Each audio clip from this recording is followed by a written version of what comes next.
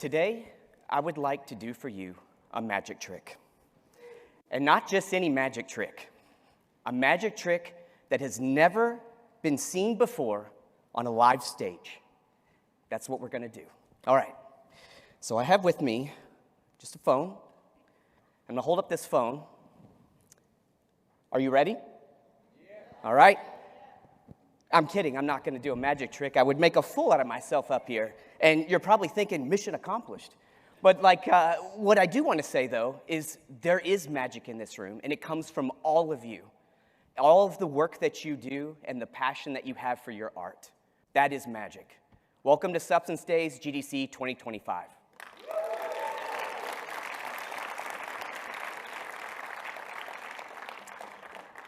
Now, at this time, I would like to bring up the amazing Nikie Monteleone, and Nikie and I are going to talk about, Nikie. Hello. Nikie and I are going to talk about the best part of the keynote, which is going to be the Community Art Showcase. Nikie, welcome. Yes, thank you so much.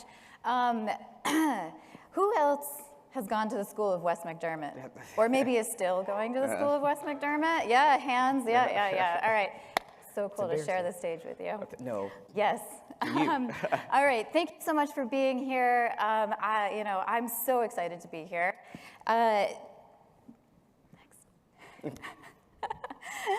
So the last time I was on the stage, I was presenting some substance painter tips and just on my own work. And now that I'm on this side, I'm psyched. I'm humbled. I am thrilled to pay it forward and talk about some community work. Let's talk about it. Let's get into it. Let's That's do awesome, it. Nikie. Thank you so much for being here. Okay, well, first up, we have a Tibetan Buddhism ritual dagger by MJ. And so this work was used as a study piece as they learned a lot along the way, which we've all done. And always starting a project and learning from that is just, it's the best way to go. But what's amazing about this piece is the detail work that was hand sculpted in ZBrush. Okay, so if you couple that with all the amazing textural detail, you get what is like the best part of 3D, is that it's so multidisciplined. And you have, modeling, texturing, animation, you put all that stuff together, and you're never at a loss for something new to learn, right? Which is really, really exciting. So love this piece. Beautiful. All right. The next up, we have Cursed, done by Nikita Vasilkov, based on a really great piece of concept art from Rostislav Zagranov. I'm so sorry if I'm butchering those.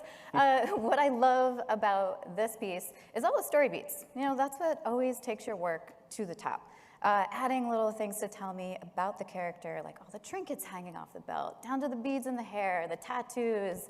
It's really, there's some really insane, beautiful storytelling here. I highly encourage everybody to check this one out online. This slide is not doing it justice, especially those ZBrush sculpts. Oh my God, they're awesome. So good. Hey, shout out to you, Ian. We know you're here. ZBrush guy, master trainer, he's out there.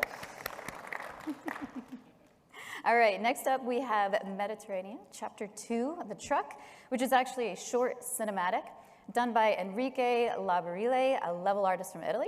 He said he was really inspired by all of the beautiful imagery of the Mediterranean to create these stories. I highly encourage everybody to go check these out online as well. There's lots of in-depth breakdowns. The colors are just so warm and so inviting, so beautiful. There's a really great eye for composition, stylization, chef's kiss. So this is actually the second chapter. There's also a first chapter online, equally as inspiring. Go check those out. I'm just really excited to be able to showcase this stuff on such a big stage. All right, so next up we have some material work done by Sharif Dawood. So these materials are completely done in Substance Designer, and the geometry is just a bunch of simple planes. So that's more that magic I was talking about earlier. And you should definitely go check out the breakdowns on this ArtStation page. It's really awesome, especially when you can see all of the crazy detail that they put in the materials. And there's also this breakdown of the vegetation that's just amazing when you look at it. Yeah, it is mind-blowing. So really, really great. And next up again, we have the birch bark created and designed by Trevor Kotich. So the detail in the materials is just astounding on this. So you would think like, oh, it's a photo, but it's not. Again, it's just mind-blowing when you look at all this level of detail that was done, just all in Substance Designer. So UE5 was also used to showcase the scene. He used Vertex paintable nanite blend materials for this. And then all of the individual materials were then rendered in marmoset tool bags. So extremely stunning renders, amazing work. I think it might be the best bark I've ever seen, too. I said it. Yeah. Yep. All right, and last, but certainly not least, we have Flowers by Meow Ting Ting. This is an absolutely stunning marmoset render. That soft bloom is pretty incredible. Yep. So, but what's really cool about this one is how she utilized Substance 3D Designer's spline nodes for the petal shapes. I think she used a spline bridge node. From checking out the breakdowns online, I would have never thought to do that myself. Super inspiring workflow. Yeah, that was, when we were looking at that, it was super cool. Was like, you can wait, see the she did spline. what? Yeah, it's awesome. Definitely check it out. Yes, please do. All right, so next up we have the Substance Designer Insanity Award. So those of us who keep coming to the Substance Days, you know that we're always showcasing the craziest things that you can do in Substance Designer, right? And so today we're looking at the top 3 entries. So what we're looking at here is just, again, the most crazy work that you've seen someone sit down and do in Designer that really pushes the boundaries of what you can do with procedural art. And so we're going to start up here by talking about the first place winner, which is Marco Vitali. So as everybody knows, the Hungarian theoretical biologist, botanist, Astrid Lindemeyer introduced L systems in the late 60s as a way to describe behavior in plant cells and how to model growth and process of plants. Totally. I mean, that's totally common knowledge. Everyone knows it. I know that, yeah, for sure. Actually here, Marco has applied Lindemeyer's principles in Designer, right? So like, okay, it wasn't hard enough just to learn Designer and do a bunch of nodes, right? We had to go and do, a bunch of research behind it, put all that together. So that's insanity, right? So he used Designer to create these organic shapes and fractal patterns. The result is that Marco can now produce he can generate a dizzying array of plants. It's just absolutely spellblinding. And if you check out the video here, you can kind of see what's going on. It's pretty crazy. You might say insane. Yeah, that's maybe a little insane. All right, next up, the sight of a rug covered with roads for toy cars to drive along evokes a sense of, well, nostalgia. Yep. I definitely had that rug. I don't know about you. I did as well. That's the feeling that Rebecca has artfully tapped into here with her remarkable parametric material of cars at play. It's a brilliant technical feat, charged with memories of childhood. Incredible work by Rebecca. All right, the next up we have Jem. He's now a familiar presence in our annual Insanity Awards, and for good reason. His signature procedural modeling style places him amongst the highest rank of designer experts.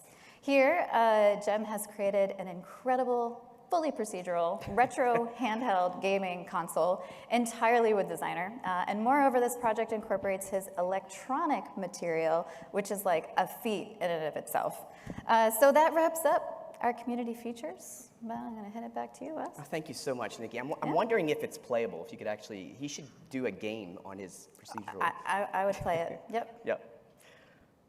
Okay, so a little bit of news here. So Painter has empowered editors and visual effects artists to easily create lifelike textures that enrich on-screen visuals from Emmy award-winning shows like Star Wars, Ahsoka, Fallout, The Last of Us. And that's just to name a few, right? There's so many here. And Painter gives creators full control on award-worthy shows time and time again. And that's awesome, okay? All well and good. But what's really important here is that this isn't possible without you, the community. And there is no award without you. And I want to state that this Emmy is yours. And I also want to say that everyone in this room, you are Emmy award-winning artists now. Please give yourself a round of applause.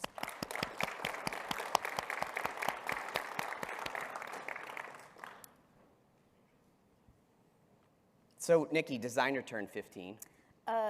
What version did it start out on? I don't know. It's like I try to remember. It could have been 2011, 2012. There might have been a map zone in there somewhere. I don't know. All right. What about you? I don't want to date myself. Let's go. Keep going. You love Painter. Yeah, I do. Painter's my baby. All right. Okay, so the actual date is June 10th. Mark your calendars. Come celebrate with us. And thank you to all the incredible artists that shared their work for the many designer splash screens. Yeah, here you can see all the past, well, we say all, but I think it stopped at 2015. But you can see like all the splash screens from 2015, and these are artists by the community, and then also some of our own internal artists. Yeah, so much talent on that screen. Yeah, it's pretty amazing to think of how, how it just flies by. It does. All right, next, let's take a look at the Substance ecosystem. So just about every major 3D app has some type of Substance integration. So just in a real quick count of 3, just shout out your 3D app. What do you use? Ready? 1, 2, 3. Painter. Painter. All right, so as someone who utilizes many of these apps, and there are many different renderers throughout my many different projects, it's pretty fascinating to see just how much integration we have across so many platforms. Yeah. And so here's just a quick look at some of the new improvements that are coming for integration. So Blender 4.3 has full support now, which is great. And the Substance connector now supports USD and other mesh formats. Also thumbnail previews. So hey, it's the little things. I love the previews. You know, if you spend time on your material, you gotta have a cool preview. Yeah, we need to see it. Yeah. So yeah, some really cool stuff there. And so Connector is also, as you can see here from this chart, there's a lot of going on. But Connector today, it's integrated in Sampler, so Sampler to third-party apps being Blender, Unreal, Unity, 3ds Max, and Maya, with more to come. So pretty exciting about that.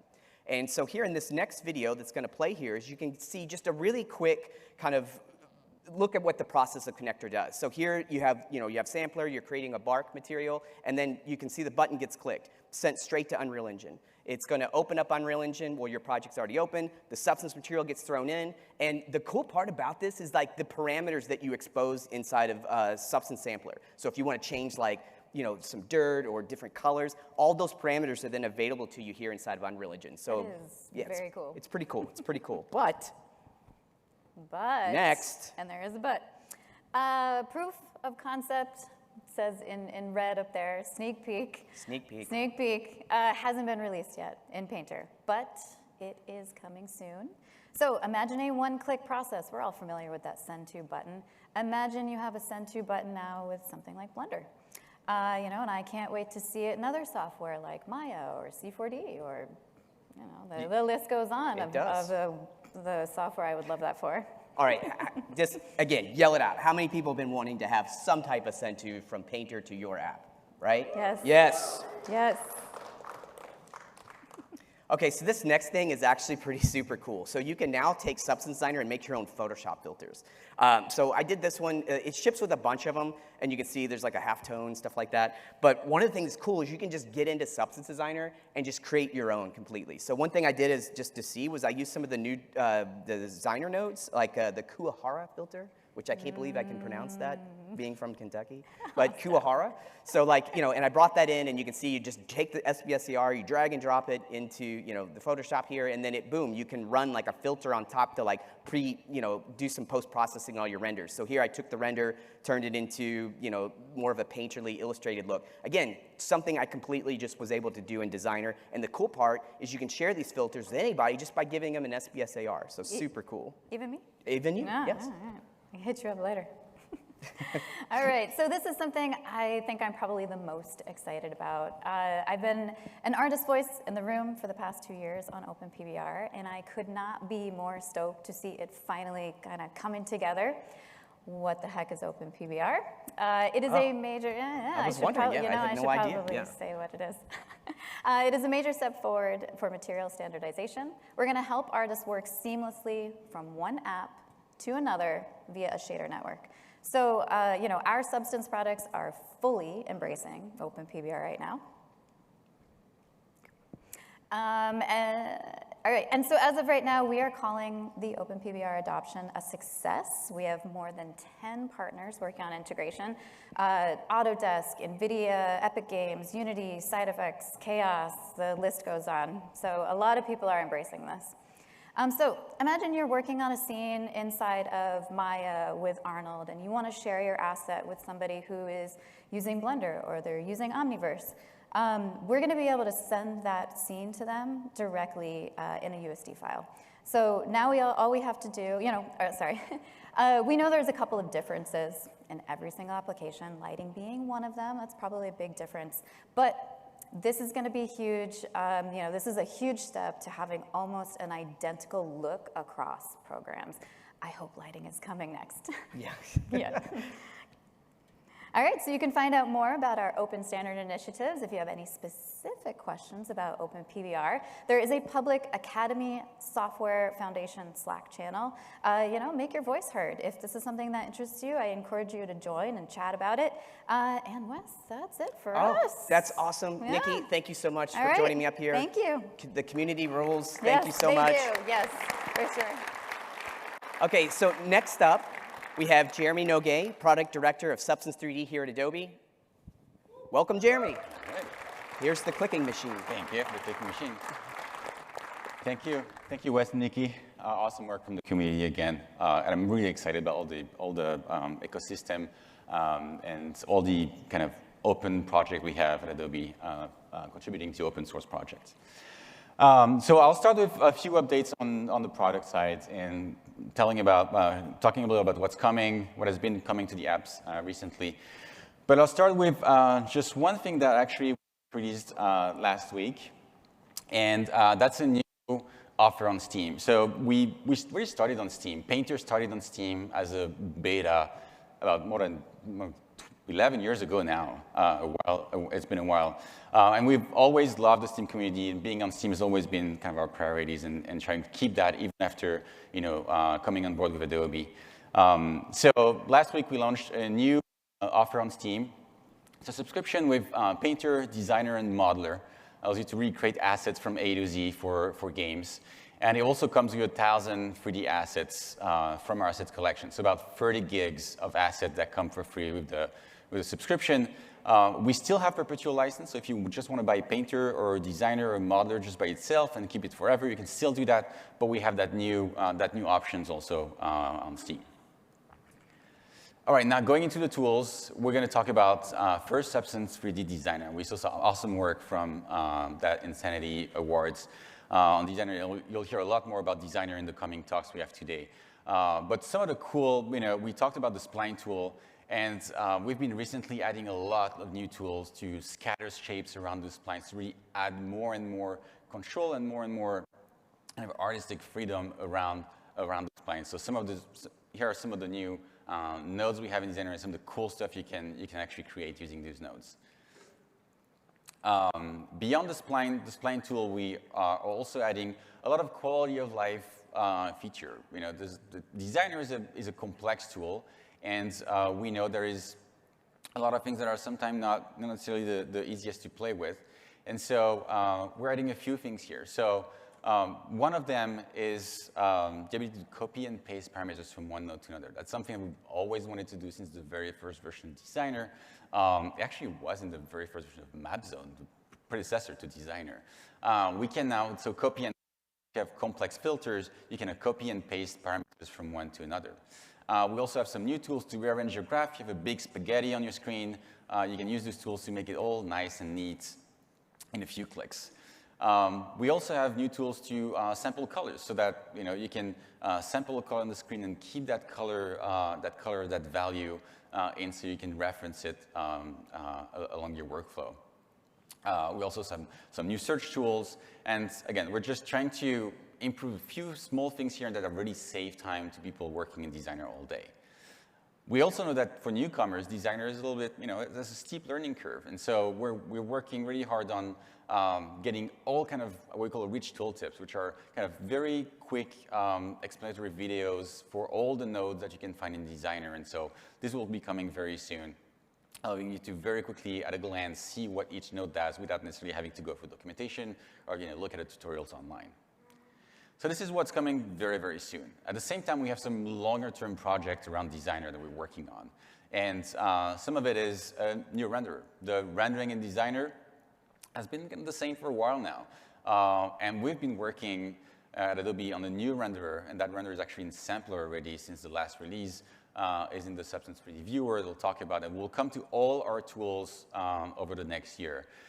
So what it allows us to do is really have a much better color accuracy, shadows, it's just a much more future-facing renderer with all kind of fancy bells and whistles you expect from a modern renderer. When we pull this together, we also want to have, this is all the manual work you do in Designer, but we also want to have some tools for at-scale asset creation, right? You don't necessarily want to do everything by hand. At some point, you want to automate things, especially if you have a lot of content to create. So what I'm showing here, actually, this is the second part for Designer, is we're also adding support for USD. That's a common thread you'll see across all our applications, really focusing on the USD and open formats. So you can now, instead of just loading a single asset in Designer, you can actually load a full-on scene or a full shot. And in this case, it's a scene with hundreds of assets in it, hundreds of materials. We can load all of it inside a Designer viewport. And then we can go in and focus on one specific object in this and start working on those materials in that specific object. And so in this case, as the video goes on, we'll just click on one asset here in that large scene. We'll be able to focus on that asset. And we revamp the whole viewport to be able to do picking and all kind of things that you couldn't do in the Designer viewport until now. And then you can select that asset, select a specific material, and either start editing the graph of that material or create a new graph from it and being able to start editing that material as a graph. All this stays inside of the USD format. So you can keep working on that scene, editing different materials, and then output the modified USD to keep going in the pipeline. So instead of being kind of destructive process that just output textures, here you really just keep that USD file as you go along the pipeline, with just added material details and added textures. So I was talking about automation earlier. When we put all this together, really want to make sure that you can recreate assets at scale. And so in this case, we can model assets in whatever tool you're using, whether it's Modeler or Maya or Blender, bring assets from outside, from our asset library, create materials in Designers, in Substance Designer, and then you can bring all of this through USD for our Substance Scene automation. So we call SSCA. It's our kind of automation APIs.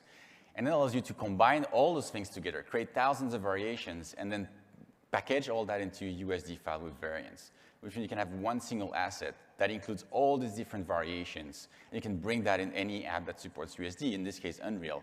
It allows you to have these very modular assets that you can create very, very quickly instead of having to kind of manually create many, many variations. So this is about Designer. Now we're going to go to our second application, Sampler. And Sampler is all about digitization of actual real-life materials and assets to create digital materials, things that you can use in a 3D scene. And so we can basically the process, or one of the processes you can use is take a sample, an actual real-life sample. I actually have that same sample here. Just take a picture of it, bring it into Sampler, and Sampler has all these tools to make this into an actual titleable, usable material inside of your 3D scene. So you can bring that asset, and then you have, again, a lot of tiling tools and lighting canceling tool to really go from something that is really not ideal, like a photo with lighting and all kind of distortion, to something that will be seamless, that you can reuse in any 3D scene. In this case, we're adding all this detail to it, making sure it's seamless, adding all the roughness values, and then we can actually apply it on our 3D asset, whether it's, again, Blender, Unreal, or in this case, in Painter. So we're sending that material from Sampler to Painter in a click, and then we can applying on our asset here. I get the night material definition. Something else linked to Sampler is we've been collaborating with HP for a very, very long time on building actual hardware. And so HPZ Captus is a capture device. Basically allows you to do very accurate, very color accurate, and automated capture of materials, whether, again, samples of fabric or here, like plants and leaves. And that device is linked to Sampler, so you can just put your assets in it, and there's a whole automated process in Sampler that will allow you to create very, very high quality scanned material, digitized materials through Sampler in the device. So we're pretty excited about this. Next up, we're going to talk about the Substance 3D Viewer. And so I don't know if anybody in the room is aware about the Substance 3D Viewer. Something that we unveiled last year at Adobe Max.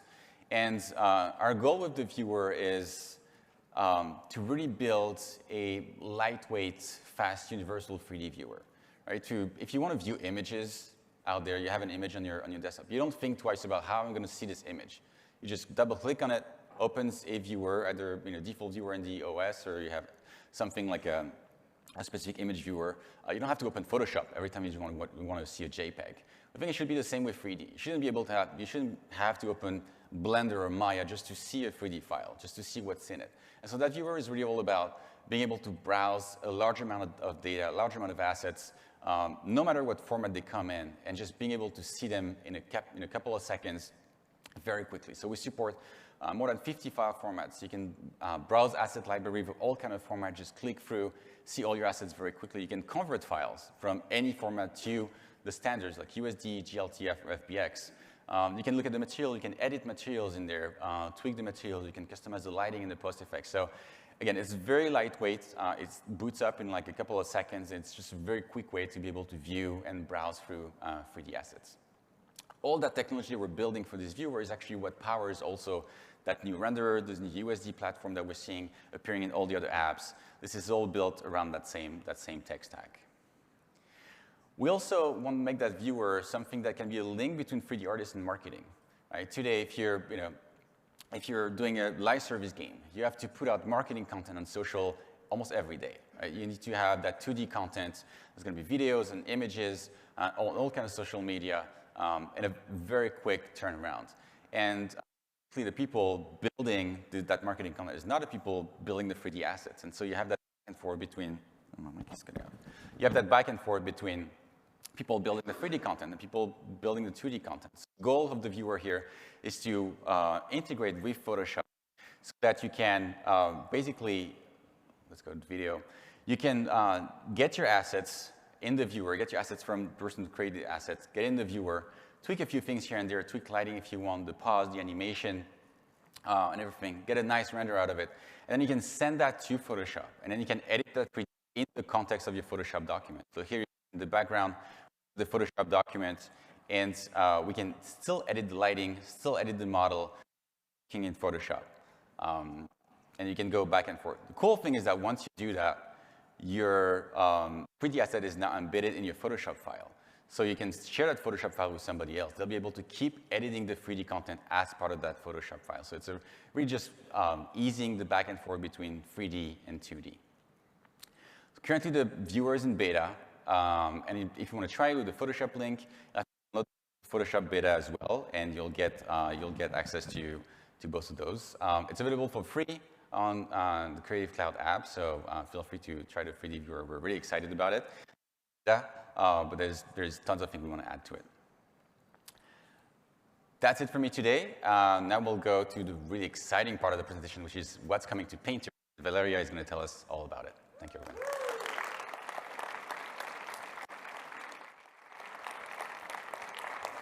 Thank you, Jérémie. Well, exciting, I hope so, but I'll also take a European-style lukewarm enthusiasm. Anyways, so let's take a look at what the Painter team, myself included, have been working on for the past couple of months. And for that, I'm going to switch to the other computer. I'm dual wielding here.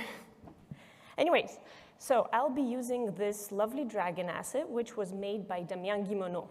So Damien is, sorry, I'm going to move stuff a little bit here because I need some room for my mouse.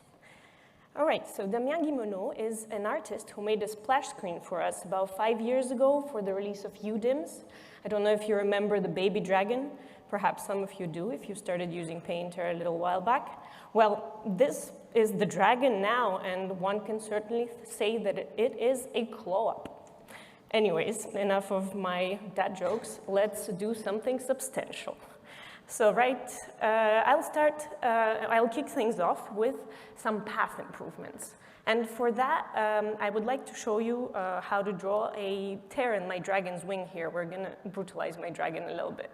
I'm going to select the path tool, and I already have my layer set up right there. So I've got the group here, which isolates the dragon wing, and I'm using the geometry mask in order to just isolate this bit of the dragon.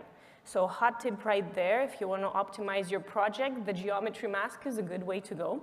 Some people don't know it exists. That's why I wanted to point it out. And in my group, I actually have just two simple layers for effect. One that gives like a little bit of a fancy tear effect, and the other one is just a normal opacity layer where I'm going to be drawing. Specifically in the mask, I already have a paint effect right there. So like to kick things off, let's draw a couple of path points. So I'm just going to set one here and here. And you can already see one improvement that we've made. It's this preview. I don't know if it shows very well on the big screen, to be fair, but there's a little preview, the black and white dotted line, dotted, kinda. And you see that it shows where your path will go as you place the points. So this little preview can be quite handy in order for you to kind of explore how you want to make your path.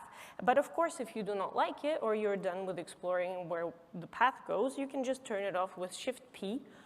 So it toggles on and off, as you can see. Or you can go into the path settings right here and turn it off at Path Preview. I'm going to keep mine because it's going to allow me to show you the other little improvement that we've made. It's when you hold Shift, you see that the path becomes a straight line. So it kind of toggles between curve mode and straight line, just like with the brush strokes. And if you hold both Shift and Control, the path snaps to a specific angle. Since the dragon is organic, I don't really need it here, but it could be quite handy if you're drawing very special shapes. And 45-degree angle is the default, but again, you can change it over here under angle steps. Just like with Unreal, it has the same exact increments. All right, so I'm just going to close my path here. Another improvement is that we've made it closable with one click. It used to be with a shortcut, but we've had feedback that it's not really discoverable, so we've decided to change it to just a single click, which is good enough. So I've got my shape going here, but it's not exactly what I want because, as I told you, I want to do a tear in the dragon's wing. Well, I could, of course, put like a blur and levels and an anchor point and make it happen, but just telling you about it makes me a little bit tired. Instead of that, let's take a look at the Properties panel right here. And with a simple flick of my wrist, just like Wes's magic trick, ta-da, we've got a filled path. So that's another, thank you, Wes. Somebody is excited. Again, European lukewarm enthusiasm is fine too. Anyways, so we've got our tear in the dragon's wing right there. And well, that's two features in one that I've showed you because first we can have filled path, but also we can switch path types quite easily. Of course, I could have drawn a filled path right from the start. You can select it right here. But I think that would have taken away from the dramatic reveal, and I live for dramatic reveals. Anyways, so I'm just going to show you another path feature that we've added before moving on to another, and for that I will create a new path. So I've just pressed Enter or Escape to start a new path. What I'd like to do is create a tear along the edge of the wing right here. And to do that, I'm going to enable this little magnet icon. It is a new icon, and what it does is activates the mesh wireframe. And now I can snap my path points to the wireframe of my dragon. And by default, it snaps to the vertices, but you can change it again in the path properties right here, either to snap to edges or to edge centers. So just for the sake of demonstration, I'm going to draw it as is, place a couple of points, and you can see that it really snaps neatly onto where I want it to be, which works quite well here. But my dragon is dense. I could have done without, but it is quite useful if you're doing something like character art or, I don't know, table legs or something like that. If you have a very neat edge loop around your arm, or you need to draw some kind of seam that is very specifically lined up with your mesh, this could be quite a handy tool to use. And you can toggle it off, of course, with a shortcut. It doesn't only live here. The shortcut is Shift-Z to toggle it off and on, Z for this side of the pond, I apologize. But you can also just hold Z if you want temporary snapping and let it go when you don't want it. So either way works. And of course, maybe some of you do not know, but mesh parameters can be found in the display settings. So if you want to change the color of your mesh or the opacity of it, you can do so. Okay, so that's what I wanted to show you for Path specifically. And for the next edition in Painter, I'm going to move on to the dragon's head. Let me just switch texture sets. Okay, so we've added a bunch of content to Painter in this release. And there's a couple of things that are already present in Designer. We've got some procedural generators and noises. But what I'm going to show you, I'm not going to go through all of them because there is a few. I'm going to show you one that is really just native to Painter. And I've already favored it right here. It's called stylization. I'm just going to grab this filter and drag and drop it onto my dragon's head. And as you can see, well, it actually does what it's named like, stylize. It stylizes the texturing. So I'm going to toggle it off and on so you can see the difference. That's the realistic texturing, the original one. And that's the stylized one. So this filter is quite cool because it has a bunch of parameters that you can play around with. This is just the default, of course, but as you can see, you've got everything from how stylized it is to color to brush strokes, effects, et cetera, et cetera. So you can really kind of adapt it to your own needs, and if you are not sure where to start, you can always explore the big number of presets that are shipped within this filter. So let's try out this Painterly one. You'll see that it makes it a little bit more airbrushed, a little bit more like oil painting.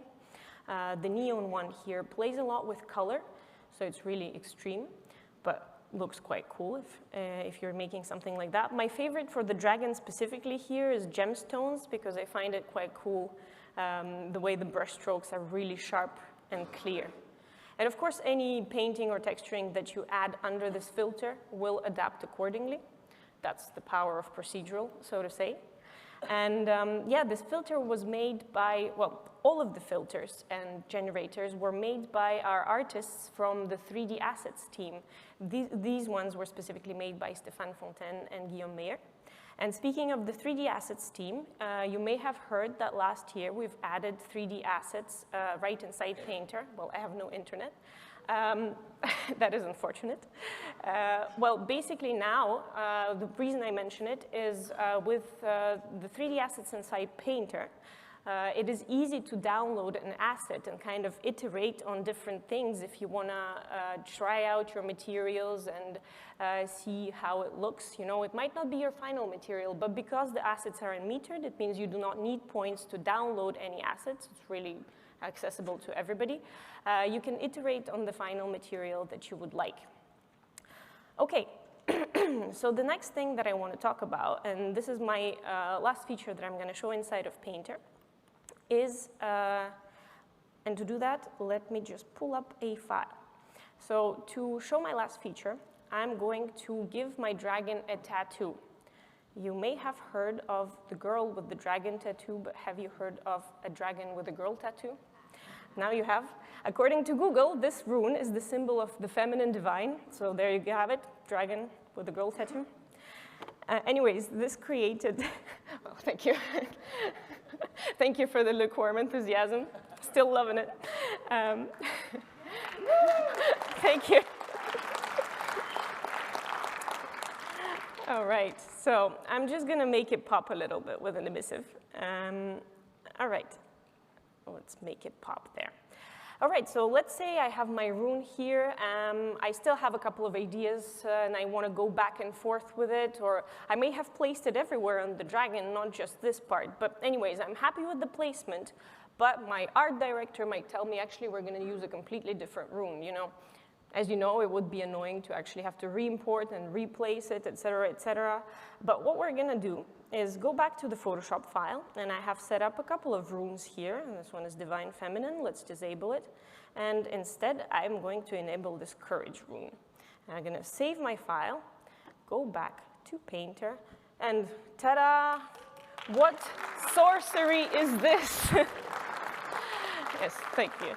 Well, this is the sorcery of auto update, and this is a new feature that we've added, and it lives right there at the bottom of the asset panel. And for myself, I've enabled it to update resources that are currently used in project. That use case is perfect for an artist who is working on one project and they're iterating on their own single asset and they just go back and forth between apps. They can enable that. But we also have another option, which is enable updates in the assets panel globally. So this is a good option for somebody who works, for example, in a studio and have a huge library of assets that are made by somebody else, other artists. And that way, it keeps those assets always up to date for everybody. So yeah, those are fairly flexible, and maybe some of you are more cautious than that, which is fair enough. You know, you don't know if it's an old project that might break something, but don't worry. If you're worried, you can also access these options with a single click. We've got exactly the same thing available for manual clicks right there. And to boot, all these are also exposed in Python. So that way, technical artists and studios can write their own auto-update plugins with the parameters that they want and just configure it in a way that suits them. So yeah, that was my live demo for Painter, and I'm going to switch back to my slides, so dual building in the other sense. Anyways, so just to recap, we've talked about filled path and other path-related features. Snapping is my favorite one, to be fair. Then we've talked about the content. This also content made by Guillaume Meyer, who worked on the filters. And one thing that I haven't demoed, but I still want to mention, is just it would have been a little bit tricky to demo because, you know, baking requires a bit of a setup. We've added a new mode to the baking mode, which is generating the auto cage based on the high poly of your mesh. So the advantage of using this new auto cage method is that since it is using the high poly mesh, your cage is going to be way more detailed. So there will be less artifacts, as you can see on the image. And the second advantage is that, of course, if you have many, many texture sets, using the auto cage will allow you to not go to every single texture set and adapt the distance, because that could be a pain. Every texture set can have its own distance.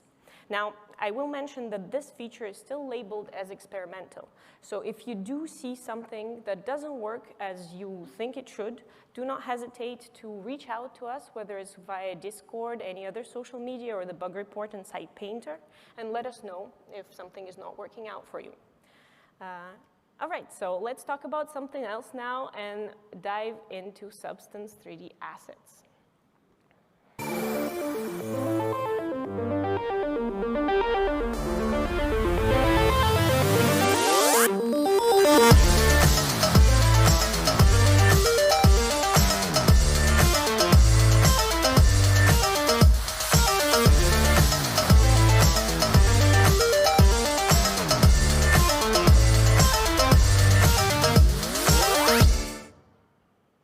Well, there. I'm still here, by the way, because I'm a secret envoy for the 3D Assets team as well.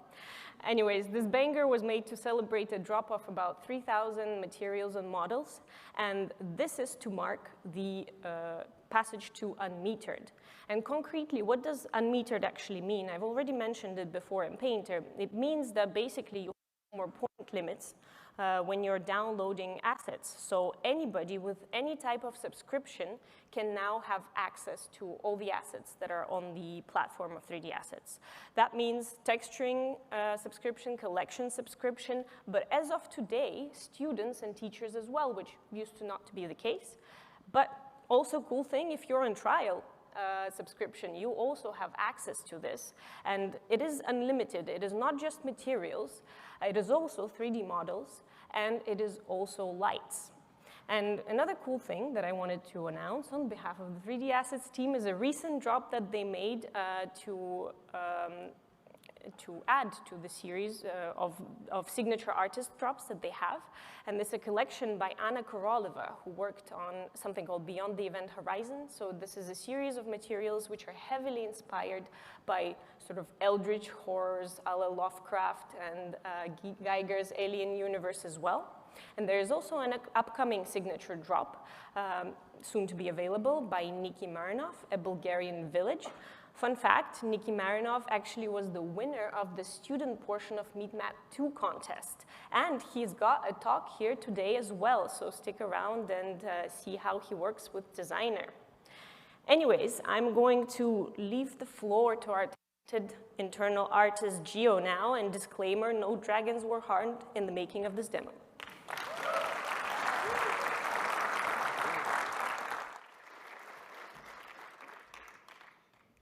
Hello, everyone. So I'm here to talk about Modeler. So I'm excited to talk about Modeler's non-destructive primitives, as well as some of the new export features that we have here. So I'll be featuring the sci-fi crate that you just saw and this 3D, fictional 3D printer, both created in Modeler's non-destructives. So it's in this next segment here, I just wanted to kind of show the fun you can have with the live Boolean tools with the non-destructive primitives. I'm just here, giving it different parameters, different carve and additive settings, all for the purpose of when I actually model something like this crate, I can just quickly duplicate objects, assign it their own parameters as I'm building. So it makes for some really, really quick way to kind of visualize what I'm doing. And that same goes to when I'm detailing things. I can just change my mind, be dynamic with a lot of the stuff here. I can add, I can subtract, shift. It's all a very dynamic way of working. As I've always said, Modeler for me for hard surface is one of the most artistic way of creating, because I can both model and conceptualize at the same time. A lot of the procedures right here, for me at least, would be so hard to do when it comes to like polygonal topology. So when it comes to exporting, I can be very tactical about grouping certain pieces, and then if you can see on the right-hand side here, I can assign those groups into this UI here, and per group, give them unique export settings. So, give the smaller pieces more detail, for example, and the bigger ones less detail. And once that's all done, bring it into Painter for the low and the high, apply the paint, and finally, bring it into your favorite game engine, and in this case, Unreal Engine, where this beautifully rendered scene was done by an artist by the name of Zachary McNelly. So thank you so much for listening to me speed talk my way through that video. That's it for Modeler, and next up is Mr. Wes here. So.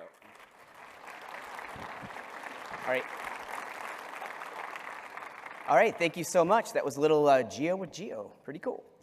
All right, so I'm going to speed through this really fast because we want to get to that Q&A section. So first off, what you're looking at here is the Substance Days program. We've got some 4 sessions, some really great stuff for you guys to see today. Sorry not to play favoritism, but Helldivers 2, I'm looking at you. I love that game, so awesome. All right, next up, just meet us at the booth. You can come outside and we'll get you some more information on that.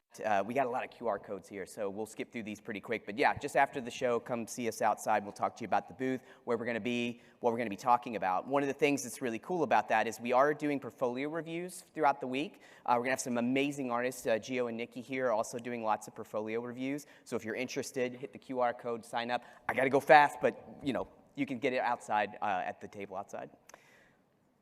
Okay, so the next thing that we're going to be looking at here is the Substance Days after party. Of course, this is going to be great. That's tonight. Again, I'm going to go really fast, so just hit the QR code and everything right outside for that. Which is now going to take me to the Q&A part. This is what we wanted to get to. So I'd like to bring the speakers back up on stage. And you can come on the left or the right side. It doesn't matter. And I believe there is a mic kind of in the center of the aisles. I can't really see it. I'm blinded up here with the light. But just line up in the line, and I think then you speak into the mic. Is it back? It's back there, yeah. There somewhere. Yeah. We have faith. You'll be able to find it. Yeah. And I really can't see if anyone is We asking don't bite. Any questions? Feel free. Where's the mic? It's like way in the back. Oh. I can't tell. I can't see. Me either. Yeah. Somebody will take care of it eventually. Yeah, and it's totally okay if you don't have questions. Yes. It's okay, don't feel pressured, but if you do, it's there. Also, again, we're going to be at our booth the whole entire week, so we'll have more information on that, but if you don't feel like speaking in front of everybody, be sure to jump out. Oh, we might have a question here. Yes, I got a quick question. Do you guys have any plans on adding true tiling proceduralism in any of the Substance painting products? Like right now, tiling works on a 0 to 1 style metric, right? Not proceduralizing outside of that tiling. Has there been any thoughts in R&D for that? Oh, okay, that's an awesome question. So just to repeat that, the question is about, I guess, going beyond like the 0 to 1 space tiling and having more of like, I think also the tiling so it doesn't look repeatable, stuff like that. Yes. Well, I think that's for you, Jérémie. Can partially reply to that if you Yeah, what I can say is that something we didn't show today that is in the works as well in Designer. So we're integrating this new renderer in Designer, USD integration. And part of the USD integration is allowing us to not only just create textures in Designer, but as well materials and shaders. So we're integrating Material X as a new type of graph in Designer that allows you to create really shaders based on the geometry you're applying it on, rather than just a 0 to 1 texture. So typically, those will allow you to bring actual, UV-less procedurals, mix them with, 0 to 1 procedural, and ideally make a lot more interesting or complex shaders in the end. So it's a long-term thing. I can't give an ETA on when that's happening, but it's something that we're working on. Okay, awesome. Great that you guys are working on that, and thanks for the talk. Thank you. Good question. All right, we got another one? Yes, there's somebody from the other side. Maybe we can All right, switch. let's hit this side, and then we'll go back and forth. Sorry. Hi, thank you again for the talk. It was fantastic. The question I had was in particular towards the tooltips for Substance Designer that you were talking about early on, about coming soon. When do you think that soon would be? Because that is probably the most fantastic thing I've seen for Designer in a while, because I have such a hard time going through and going, oh, what does this node do? What does this one do? And all that. Again, another awesome question. So just to repeat, the tooltips, when are they coming? Are they really coming soon? They are. I don't want to give an ETA. The Designer team is not here. So I know it's there in the app internally, so I would assume the next release. Hopefully I'm not saying something wrong. But it's probably a few months maybe. And they will see this and they will know that you saw it and want it. So Yeah, maybe it'll that's get right. pushed up in the roadmap. It's recorded. Yeah. Thank you so much. Great question. All right, let's go on this side here. Hi, thanks for the talk. Really quick question. The pipeline of working in Substance Modeler and then going into Substance Painter that was shown, that seems like a really interesting process. Is there any documentation or videos that kind of explain that process, specifically about the part where it seems like you kind of set the topology of the mesh just based on a slider? I'm curious how that works when working in Painter when you haven't made your own UVs. Okay, okay, so on that question was just about the pipeline going from modeler to painter. So that's a great question. Nikie, you want to take, I'm just kidding. Gio. Well, I mean, him and no, but you got it. Yeah, all right, yeah. You got it. Also, your question was, are there any tutorials or resources available for that? Oh, sorry, resources available, right? In terms of videos, I am not entirely sure. Well, Davide's here. Davide, would you know if there's anything with the export videos, because you worked on it? I think Kevin made some. There is on the YouTube channel, right? So if you go to the YouTube channel, there should be steps to go from modeler to painter. Going through the really quickly breeze through version you saw in the video of me just tweaking individual groups with their own settings. So Oh, it should be fairly straightforward. Okay, Was there thank you. anything else? Yeah, that works. Thank you. Okay, on this side? Hi. Actually, it had to do with the modeler as well. So I usually, sorry. I usually go from. Oh, hi. Yeah. I got confused You with me. can't really see good time. Sorry. Oh, you're good. So I was wondering, how does it work from modeler to, like, say, Maya, when you're doing the hard surface modeling? Like, is it just the same as, like, moving it from Maya to Substance Painter, or like, what are the details? Yeah, so the question is, how is it going from modeler to Maya? So modeler is essentially, the mesh type is SDF. So for me, it would be different versus like starting from a polygonal, kind of topological method. So modeler, when I work from modeler first to Maya, or Blender for that matter, or anywhere else, I always like to, there's many ways to export. So you can export as triangles, which is very similar to the ZBrush Decimation Master of retaining the edges really nicely, or you could export out as quads. My preference is I like the triangular decimation because it keeps the edges really nicely, and then I just bake out the what do you call it, the raw from there to derive the details. But you can go ahead and export out quads as well, and then work that way, or maybe even like tweak it in Maya. So it's just at the end of the day, from Modeler, it's just a mesh in whatever format you can export in any 3D package, essentially. Hello? Sorry. Yeah, awesome. I look forward to talking to you at the booth if you have the time. Yeah. I'll be at the booth all days at GDC, so. Thank you again. Modeler questions. Thank you. And then on this side here. Hello. I'm excited to see the ability to copy parameters in Substance Designer from one node to a different node, because that's my favorite feature within Houdini as well. And I was wanting to know if I can copy multiple parameters and then add, subtract, and divide and multiply them within one node. Okay, great. So it was a question about the copying of parameters. Can you copy multiple nodes and then do like add, subtract all of them together within one node? Yeah, all together in one node. Jeremy, do you know that one? I don't think that's something we can do yet. I'm interested to talk more about exactly what you would want to do, how that would work, and we can bring it back to the team. I don't think that's something that we have planned yet. Okay, yeah. And just come by the booth too. We'll talk more about it and see. Okay, and I think there's another one on this side here. Yeah. Okay, this is working. Just want to say first and foremost, you guys are the GOATs. Thank you for the work you guys do.